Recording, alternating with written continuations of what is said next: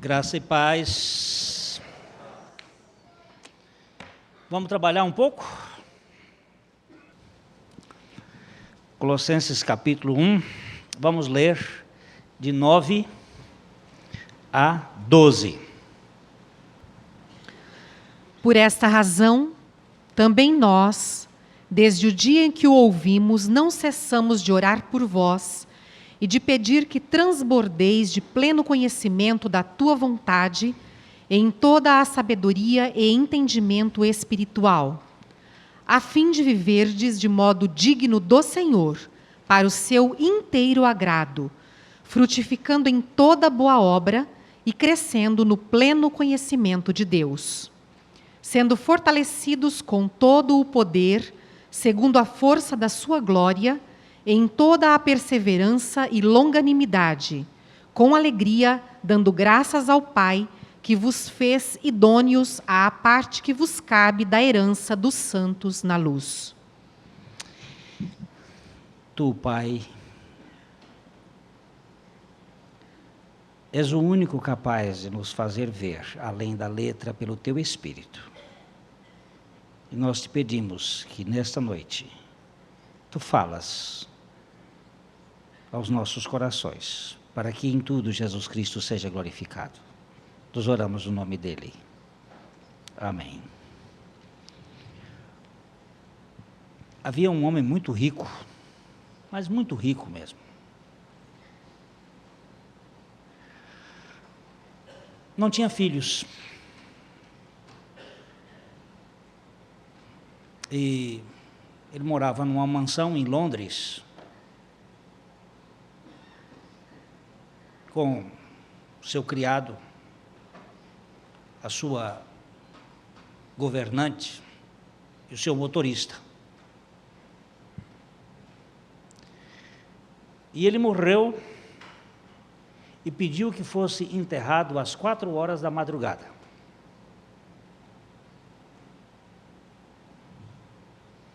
Ninguém foi. 4 horas da madrugada, frio, gelado. Só esteve lá a governante, o mordomo e o motorista. Passado uns dias, foram abrir o inventário do milionário. E quando foram ler o inventário, tinham outros parentes, muita gente. O inventário dizia: os herdeiros são aqueles que estiveram presentes no meu sepultamento. Então, está aqui o ponto. Ele nos fez herdeiros.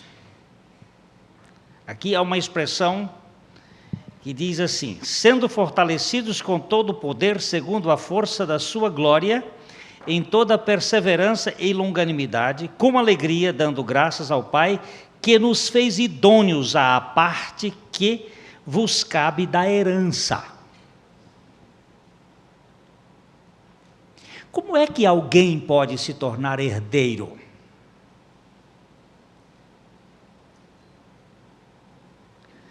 Como é que uma pessoa se torna herdeiro legítimo? Nós vimos na reunião passada, do culto passado, que a forma como Deus faz esta idoneidade, esta capacitação,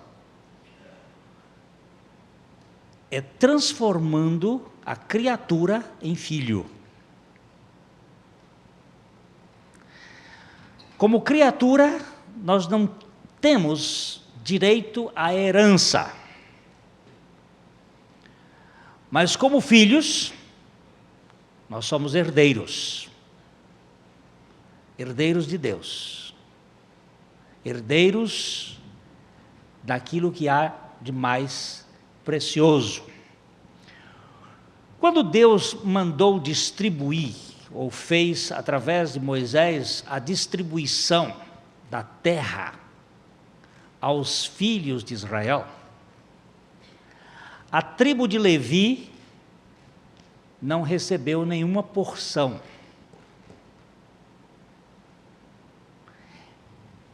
Ela ficou de fora da divisão da terra. Rubens teve sua parte, Dan teve sua parte,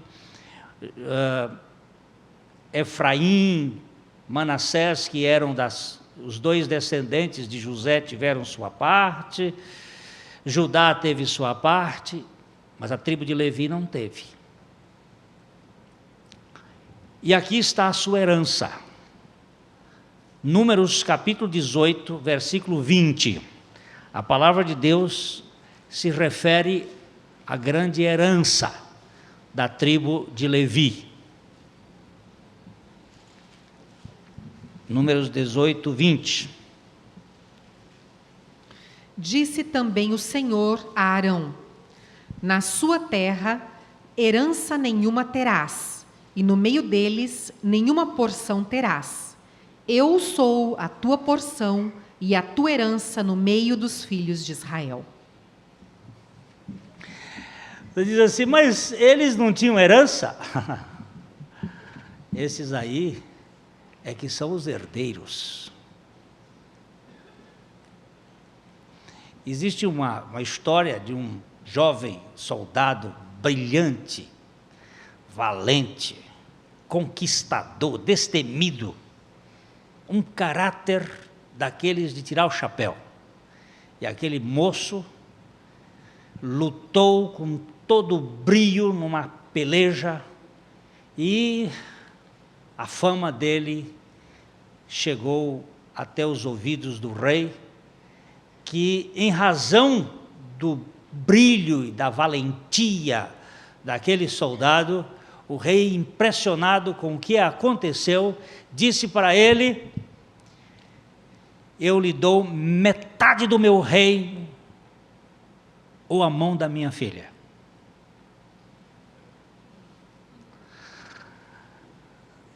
O moço não teve muito o que pensar. Ele já tinha sido conquistado pelo coração da princesa, e ele disse: Sua Majestade, não discutimos o assunto, eu fico com a sua filha. Com isto,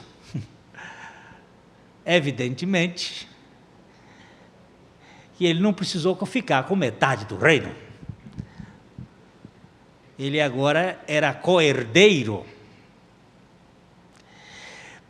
Eu sei que nós vivemos no mundo, mas este mundo aqui é tão transitório como a nuvem que o vento dissipa.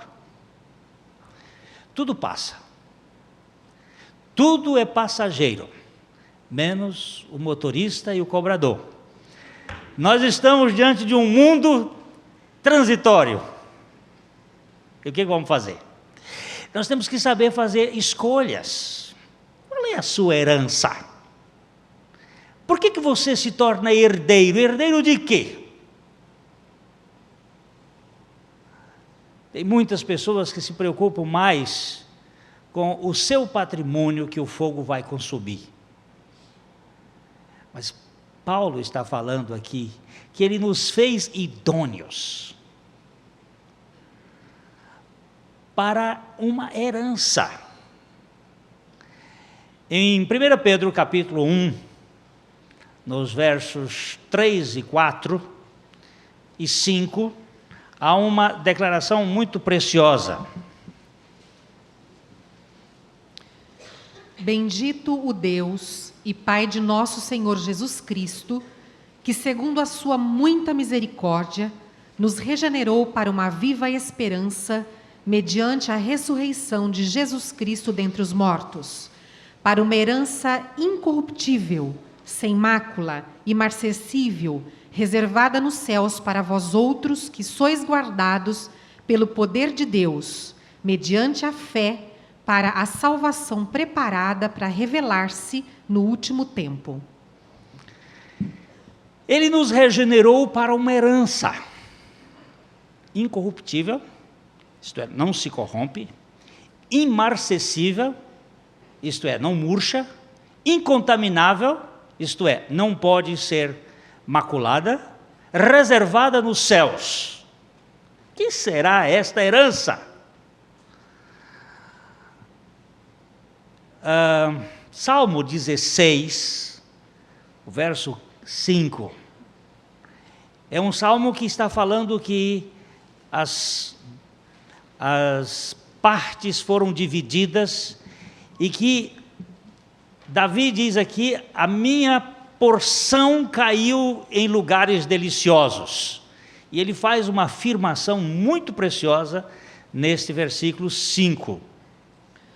O Senhor é a porção da minha herança e o meu cálice. Tu és o arrimo da minha sorte. O Senhor é a porção da minha herança. Os levitas não herdaram nenhum pedaço de terra, mas ele tinha uma herança. A maior herança, o próprio Senhor. Muitas vezes nós queremos bênçãos e perdemos de vista a causa da bênção. Nós queremos metade do reino e perdemos a relação com o rei. Nós precisamos fazer o foco certo da nossa escolha. Eu posso perder a saúde, posso perder a família, eu posso perder as coisas que eu sou mordomo, mas eu não posso perder minha herança. Qual é a sua herança? Salmo 73, versículos 25 e 26.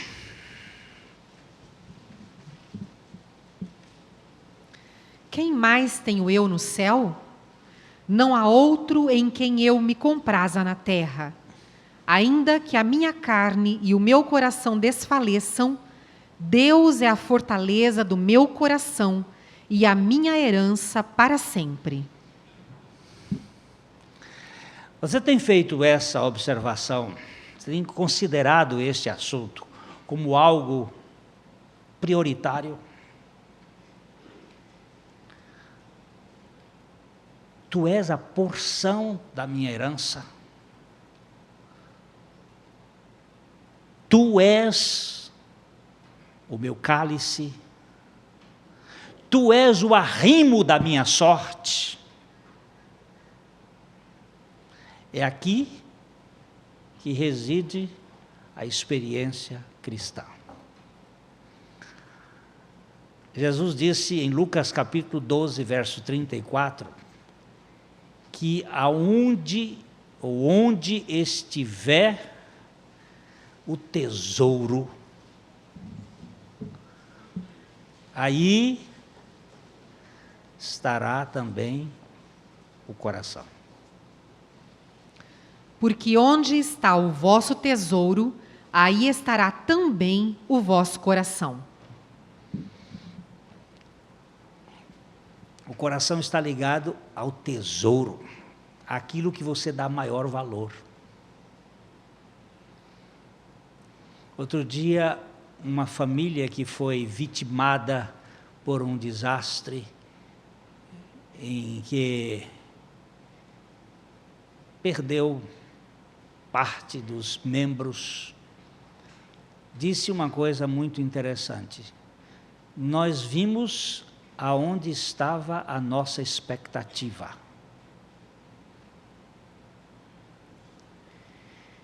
Nós percebemos que tínhamos colocado todos os ovos numa cesta só. E quando veio o desastre, nós percebemos que isto causou uma tremenda devastação nos nossos corações, até que pudemos fazer uma avaliação e mudar de foco. viajando anteontem de São Paulo para cá, com membros de uma família que também foi açoitada, ligada ao menino Wagner, filho de nosso irmão Joel. Disse-me a moça: o que mais me tem admirado neste processo todo é o coração do seu Joel e da dona Elza. Eles têm sofrido muito, mas nós percebemos que eles têm um tesouro maior.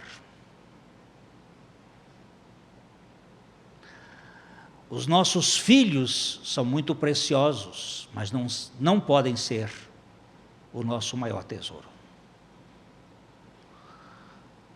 Os nossos bens podem ser instrumentos preciosos para o bem, mas eles não podem ser o nosso tesouro. Jesus conta duas parábolas muito semelhantes em capítulo 13 de Mateus, 44 a 46. São duas parábolas que ele fala, que ele compara o reino dos céus. O reino dos céus é semelhante a um tesouro oculto no campo, o qual certo homem, tendo-o achado, escondeu. E transbordante de alegria, vai, vende tudo o que tem e compra aquele campo. O reino dos céus é também semelhante a um que negocia e procura boas pérolas. E tendo achado uma pérola de grande valor, vende tudo o que possui e a compra. As duas parábolas, a do tesouro escondido e da pérola de grande preço, está representando a avaliação do coração deste comprador ou destes compradores. Eles viram que entre o grande tesouro valia a pena deixar o resto e adquirir aquele. E aquela pérola que é inestimável não pode ficar em outro lugar. Eu tenho que a possuir. E vendendo tudo, investiu no grande tesouro. Veja bem, Paulo diz em capítulo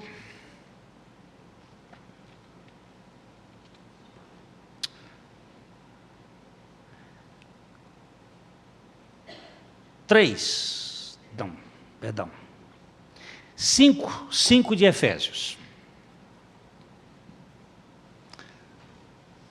Capítulo 5, versículo 5 de Efésios.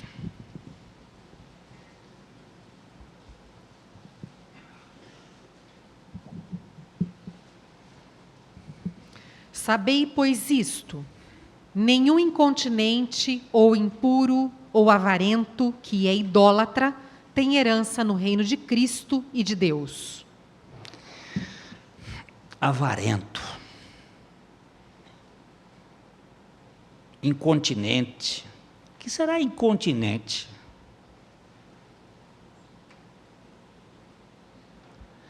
Hoje nós temos muita gente incontinente. Essa turma que não tem outra coisa a fazer a não ser comprar. Eles são dominados pelo instinto do prazer do consumismo.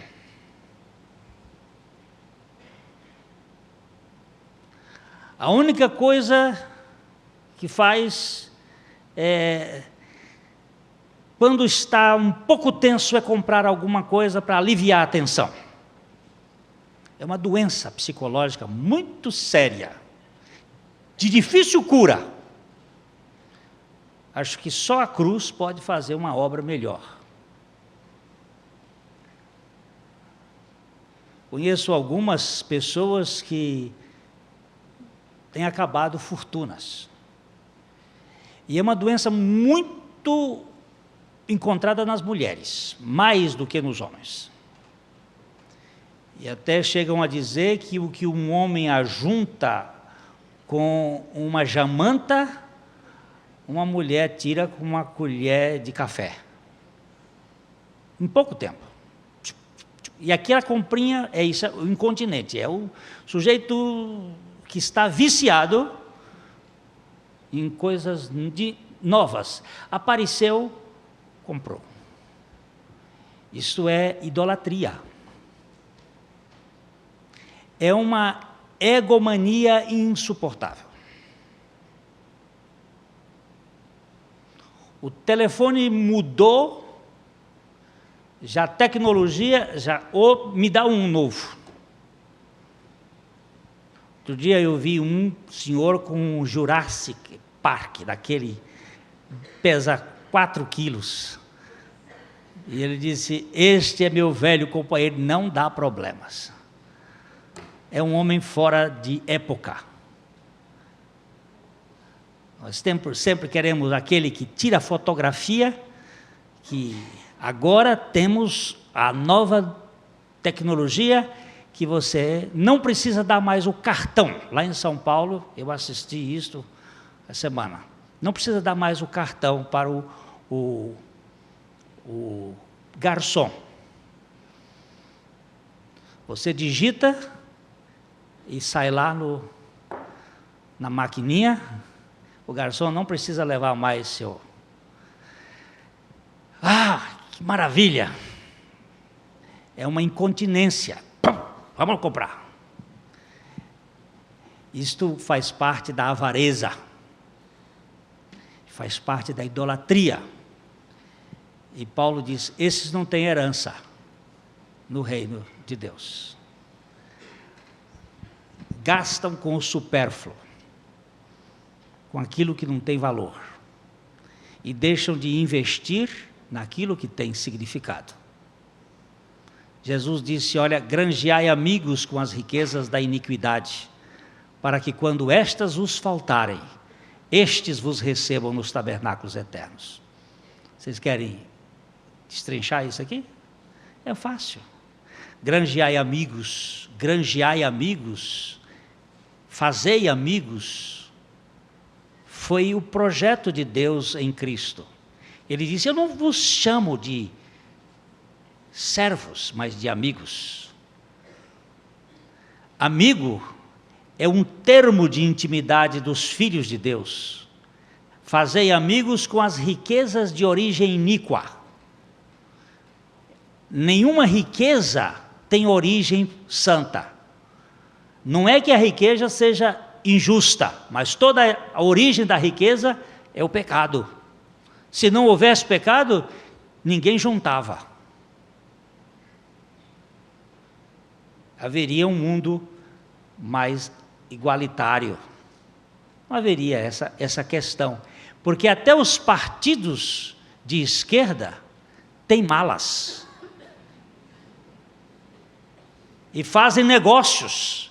E que vão defender a fome zero em cima do banco. Uma fome insaciável. Eu vi uma charge que o Bill me mandou essa semana, da mulher da bolsa de educação, bolsa escola, e o outro saindo do banco rural com uma bolsa cheia de reais. A realidade de uma é fome, a realidade do outro é fome. Essa incontinência não tem herança no reino de Deus, porque o valor é transitório. Eu não estou dizendo que nós não podemos ter coisas, nós não podemos ser governados pelas coisas. Podemos ter coisas boas, mas não podemos ser dirigidos por estas coisas. E o que a palavra de Deus está mostrando é que nós precisamos fazer uma avaliação. Qual é a nossa herança? Vamos dar uma lida no capítulo 8 de Romanos. Vamos começar com o versículo, acho que 14, e vamos até o verso 17.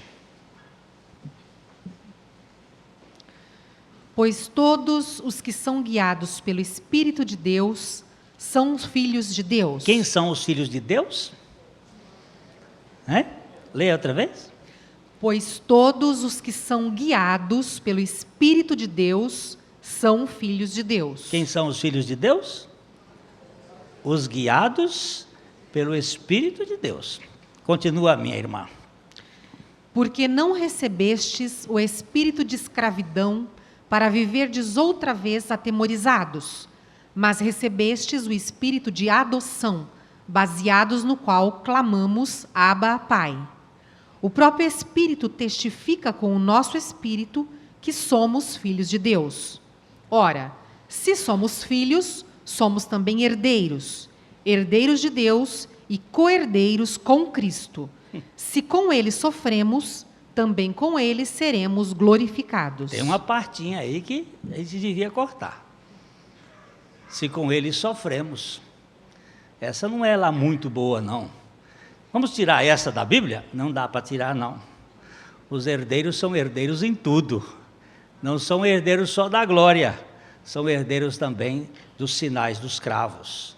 São herdeiros da perseguição. São herdeiros do sofrimento.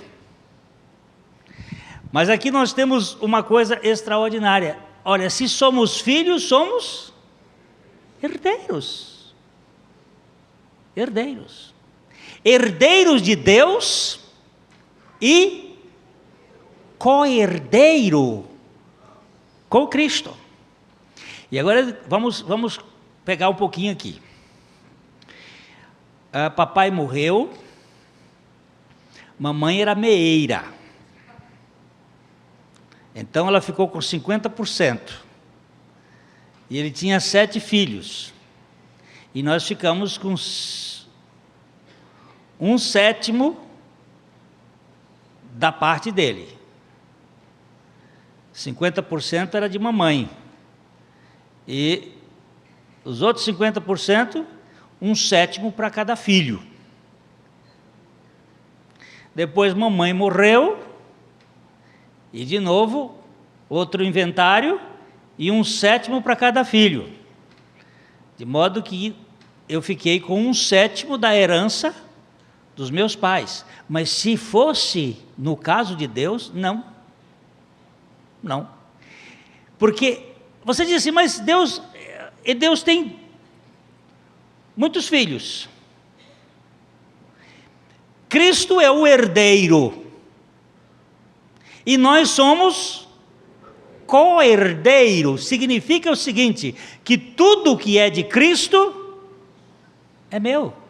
Não é 1/7, ou 1/20, ou 1/100, milionésimo, bilionésimo da humanidade, não. Tudo que é dele é meu. Será que eu tenho noção disto? Será que você tem noção que Cristo é a sua herança e que você é o co-herdeiro dele e que tudo o que você precisa é ele? Deixa eu ver onde é que está esse texto. Eu acho que é 1 Coríntios capítulo 2, versos 21, 22, 23, por aí assim. 1 Coríntios 3, 23, mas um pouquinho antes, ele começa dizendo, Cefas... Do 21 ao 23. Exatamente. 21 a 23. Portanto, ninguém se glorie nos homens, porque tudo é vosso, seja Paulo, seja Apolo, seja Cefas, seja o mundo, seja a vida, seja a morte, sejam as coisas presentes, sejam as futuras, tudo é vosso, e vós de Cristo e Cristo de Deus. Será que nós entendemos isso? Eu acho que eu não entendo nada, não. Tem tanta gente preocupada, sofrendo, roendo as unhas. Ele está dizendo aí, ó, presta atenção, mundo, fulano, Cicrano, Beltrano, Paulo, Cefas, Apolo, isso tudo é facção, é pedaço. A minha porção é o Senhor. Quem tenho eu no céu? Ou aqui na terra? Qual é o arrimo da minha sorte? Tribo de Levi, por que vocês querem ficar pagando imposto territorial? Ter que fazer pagamento de... Deixa que eu seja o seu patrimônio.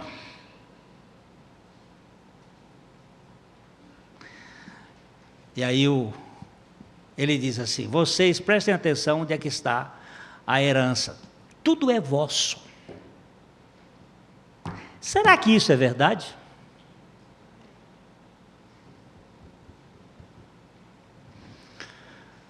Outro dia nós estávamos comentando sobre o livro a biografia, a autobiografia de George Miller. E alguém disse assim, este livro é irritante. Esta confiança de George Miller me irrita. Esse homem não tem medo de coisa nenhuma. Mas ele não aprendeu isso de uma hora para outra, não.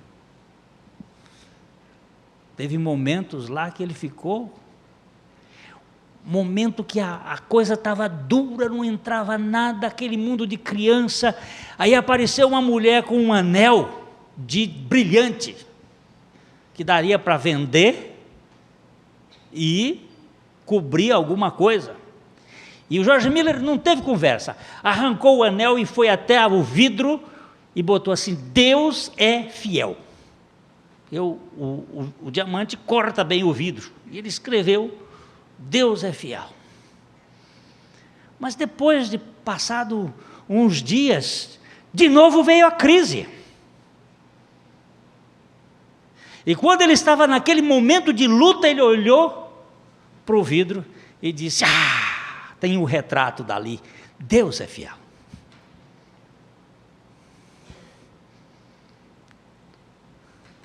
E vocês sabem que aquele orfanato, durante 60 anos que ele ministrou naquele orfanato, 60 anos, ele nunca pediu dinheiro para homem. Ele nunca contou as suas necessidades para os homens. Ele nunca disse para alguém assim, nós estamos passando por uma provação. Ele nunca abriu a sua boca para dizer, aliás, devolveu muitas contribuições. Uma vez um alfaiate, muito snob, chegou lá com 20 libras naquela época, por favor. Isso é 1840, por aí assim, nessa época que esse camarada apareceu.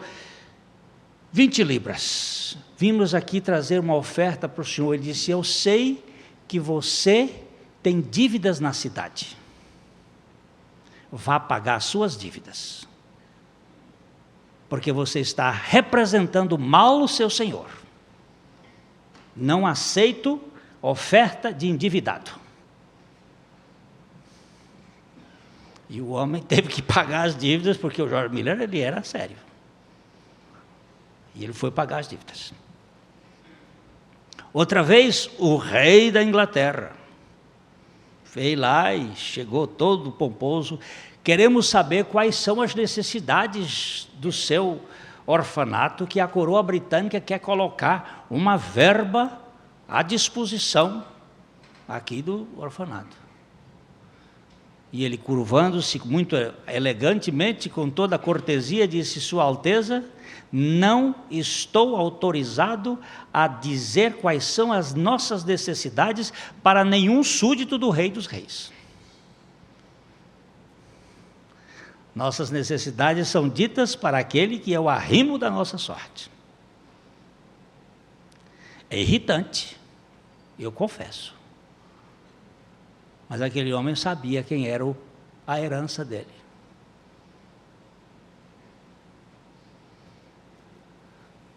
Ele tinha um depósito colocado na certeza de que ele, o Senhor, é a sua porção. Quando Jesus mandou os seus discípulos, disse: vocês vão pregar. Não levam alforge. Não levem 2 túnicas. Na casa que vocês chegarem e entrarem, forem recebidos, deem a paz. Onde não forem recebidos, pegue a paz de volta e vá embora. Não se preocupem. Aí depois que eles voltaram, Jesus perguntou: faltou-lhes alguma coisa? Nada. Porque quando Deus é a herança, quando Deus é o arrimo, quando Deus é a sorte, porque a palavra usada aqui para a minha herança também significa a minha pedra lisa, ou seja, a minha pedra de jogar sorte. Ele é que vai me dar o prêmio. A minha herança é o Senhor. Somos herdeiros, co-herdeiros com Cristo. Atos 26, 16 a 18. O Senhor aparece, Atos 26, 16 a 18, e fala com Paulo.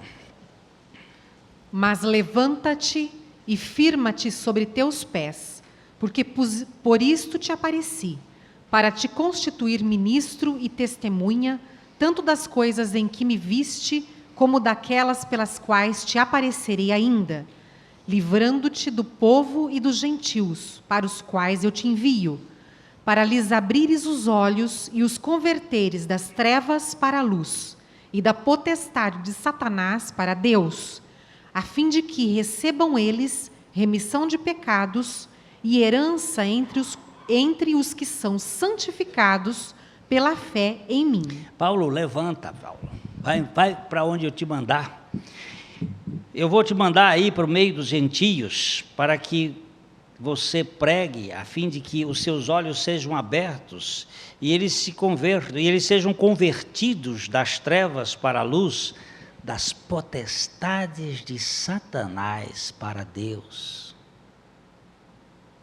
Este acusador, este mentiroso, que tenta roubar o patrimônio da confiança de que Deus é o arrimo da nossa sorte. Eu não estou falando de cruzar os braços, não, e não fazer nada.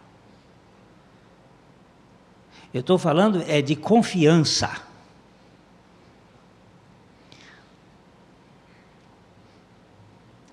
Eu não estou falando de in God we trust, na moeda de $1, que foi colocado depois da guerra, depois que o banco foi arrombado. O que é isso? Vocês não sabem que os Estados Unidos foram fiadores de um projeto Marshall para a reconstrução da Inglaterra, da Alemanha, do Japão, da França, da Itália e etc. e tal? E que foi um plano bem urdido, bem tramado pela turma. Bem, eu vou omitir a turma que fez o serviço, porque eles são argutos, mas é da casa de Warburgo e de Rothschild, que montaram o sistema do plano Marshall, e que num só dia o Fox Knox teve que sustentar o tesouro, o projeto com o tesouro do Fox de ouro, o lastro para o Banco Mundial que eles criaram. E naquele dia o dólar morreu. E logo depois eles puseram In God We Trust. A casa roubada, agora vamos confiar em Deus, para ver se não há um buraco maior agora. Em vez de In Gold We Trust, que eles vinham fazendo, porque o senhor George Washington recebeu 50 milhões de dólares em 1776, financiado pela maçonaria francesa para construir a Babel americana da democracia, que era para desmanchar os sistemas monárquicos e criar no mundo o caos, porque a democracia é o projeto mais safado para se destruir a ordem social.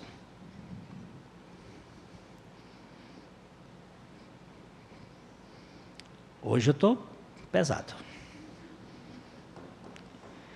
Isto é a arquitetação daquilo que se chama Laodiceia. Ou vocês nunca ouviram falar dessa palavra? Nunca? O que é Laodiceia? Os nomes estão cheios de significado. A justiça é o povo. Lao, povo. Dikaios, justiça. O povo é quem vai administrar o caos. Não me importa mais, já está aqui dito um bocado de coisa, os protocolos dos sábios de Sião são muito bem ditos para mostrar a confusão que está acontecendo no mundo. E a igreja envolvida no grande projeto da prosperidade. Mas Deus disse, na minha herança não vai entrar lá na minha herança incontinentes, impuros, avarentos, idólatras. Não tem herança. A minha herança é séria. Cristo. Ele.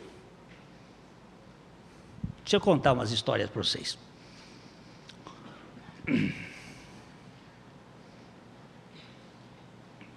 Eu estava num casamento há many years ago, lá em Curitiba.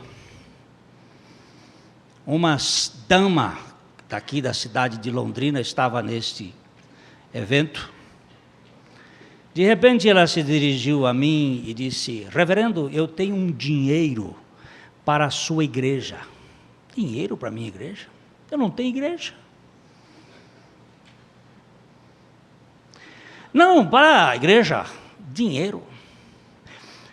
Minha senhora, eu quero dizer uma coisa para a senhora, é o seguinte.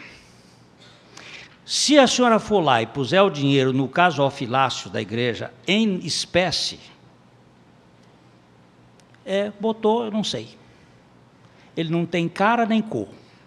Mas se puser um cheque, preste atenção no que eu estou dizendo, nós vamos saber a origem desse cheque.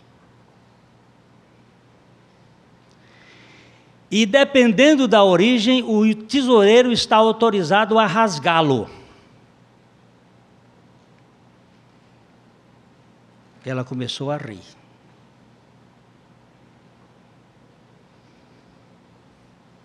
O senhor está rejeitando o dinheiro? Eu disse, eu não faço pregação por causa de dinheiro e nem estou numa igreja que tem interesse por dinheiro. Deus levanta os contribuintes que Ele quiser para a glória dEle,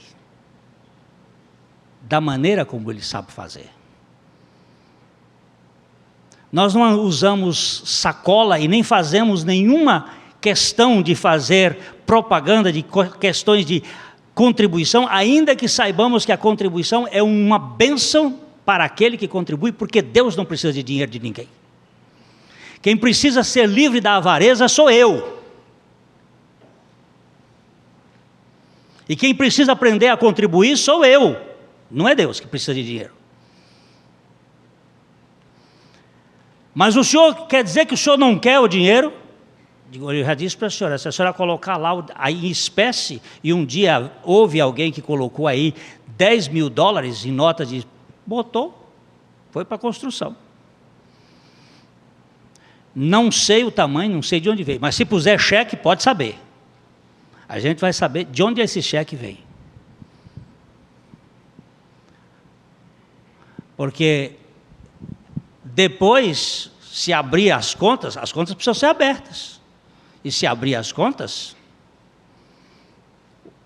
não tem que ter problema com o jogo do bicho.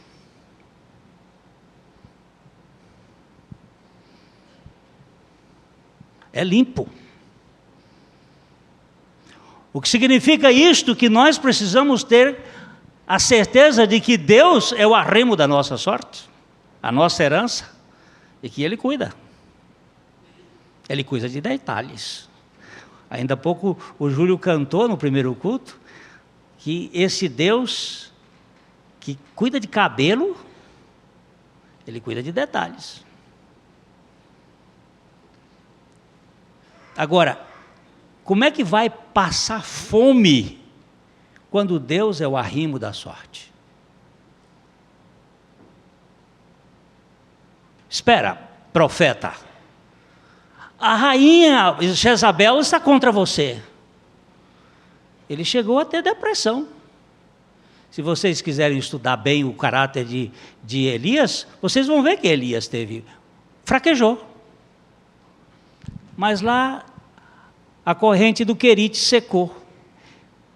Tinha os corvos, que para mim não é impossível, para Deus tudo é possível, Ele trazer bife no bico do corvo que come carne. Mas chegou um momento que o profeta entrou em desânimo e saiu em rumo da Síria, chegando até na cidade de Serepta. Encontrou uma velhinha com gravetos na mão, indo buscar aqueles pauzinhos para fazer um último pão e morrer, porque a seca já fazia 3 anos que não chovia e não dava nada. E de repente, o profeta diz uma besteira sem tamanho para a lógica humana. A senhora vai fazer o bolinho da senhora, faz primeiro um para mim, e depois faz para a senhora e para o seu filho. Já que a senhora só tem esse pãozinho, faz primeiro para mim. E o que é esse primeiro para mim? Significa que quando Deus está na prioridade, buscai, pois, em primeiro lugar, o reino de Deus e a sua justiça, e aí as demais serão acrescentadas. Mas o que é interessante é que a velhinha parece que pensava com os pensamentos de Deus e foi lá e colocou o primeiro pãozinho do profeta. E o que aconteceu? Ah, isto é lenda. Mas que lenda maravilhosa. Isso outro dia um jornalista me disse, isso é uma lenda. Eu digo, mas que preciosidade de lenda.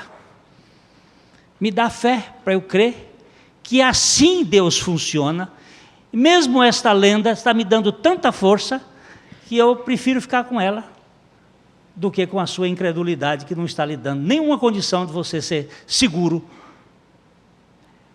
E a botija da viúva não secou, e a farinha da viúva não acabou, e eles comeram.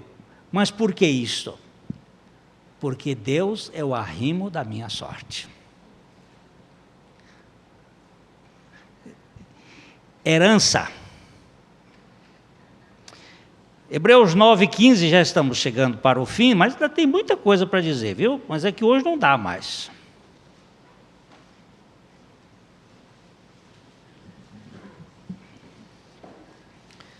Por isso mesmo, ele é o mediador da nova aliança, a fim de que, intervindo a morte para a remissão das transgressões que havia sob a primeira aliança, recebam a promessa da eterna herança aqueles que têm sido chamados. Presta atenção na palavra, nessa palavra final. Aqueles que têm sido chamados. Estes que têm sido chamados, eles têm reservado para eles uma eterna herança. Uma herança que não pode acabar.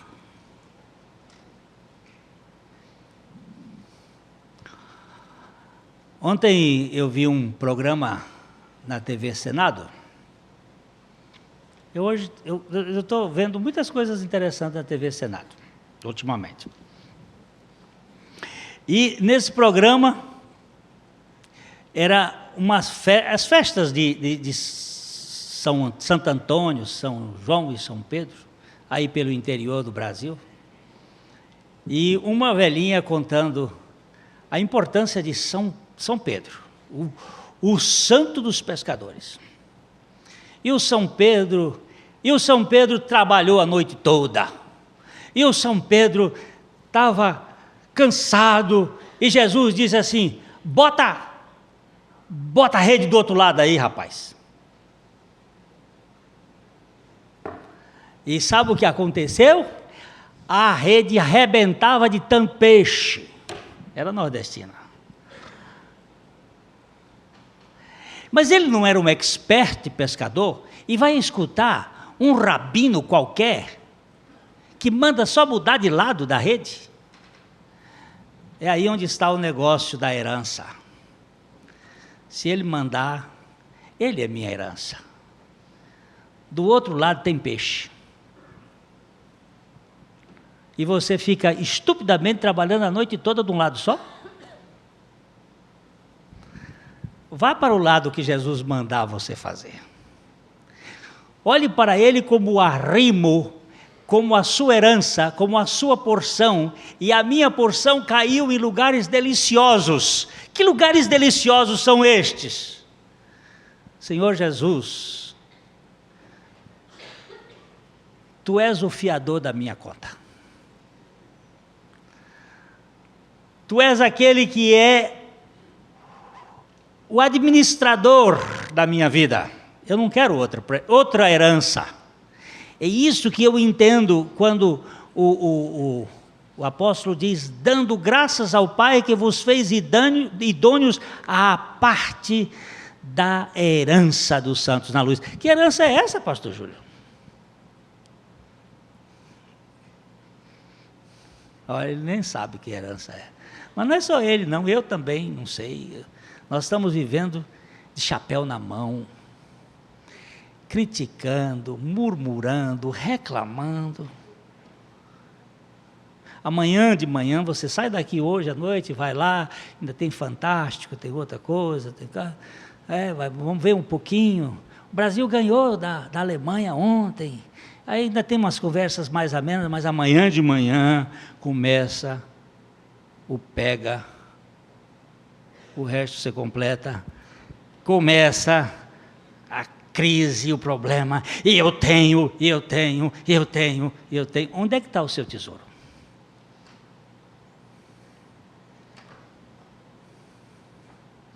Eu sei que está aí a vida. Mas eu estou vendo uns homens que Deus está ensinando. Eu estou em contato com algumas pessoas por aí, por fora, que Deus está sendo o arrimo. Eu vi um homem que estava num pique, olha, a conta dele era grande. Entrou numa depressão, a coisa ficou pequenininha.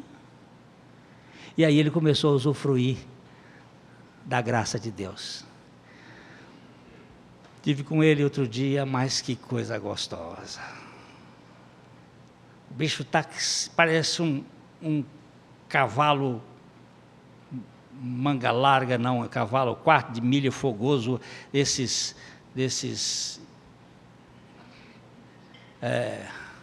como é que chama? Garanhões de confiança na graça de Deus. Ele é o arrimo da minha sorte. Ele é a minha herança. Ele é o meu patrimônio.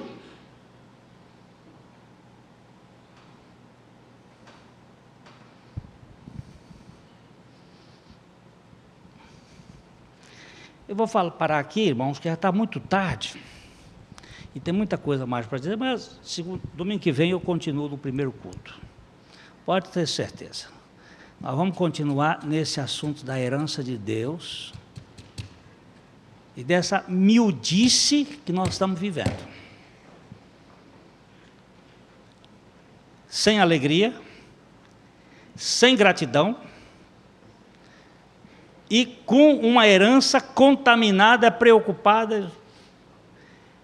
Uma turma de munheca de samambaia, de miseráveis, de sofredores. Agora, irmãos meus, nosso Deus é um Deus de verdade. E Ele é um Deus da graça. E nós precisamos aprender a viver sem consumismo, mas vivendo para a glória dEle. A mensagem que você acabou de assistir faz parte do Ministério de Comunicação Palavra da Cruz. Temos um grande acervo de estudos bíblicos em áudio e vídeo. Distribuímos também gratuitamente o jornal mensal Palavra da Cruz. Entre em contato conosco pelo fone 0 operadora 43 3372 8900 ou pelo e-mail livraria@piblondrina.com.br. Visite-nos pelo site www.livrariapiblondrina.com.br ou acesse www.piblondrina.com.br. Graça e paz.